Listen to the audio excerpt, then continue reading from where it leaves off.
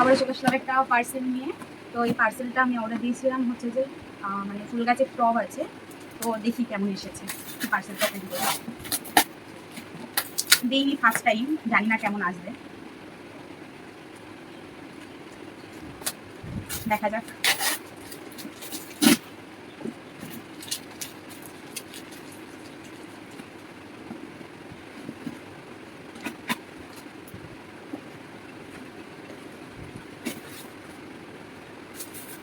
এই যে আমার হাতে চলে এসছে ফুল গাছের টব। এগুলো হচ্ছে বাটি।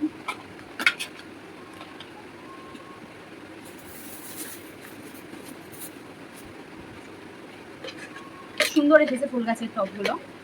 তোমরা যদি নিতে চাও তো অবশ্যই নিতে পারো।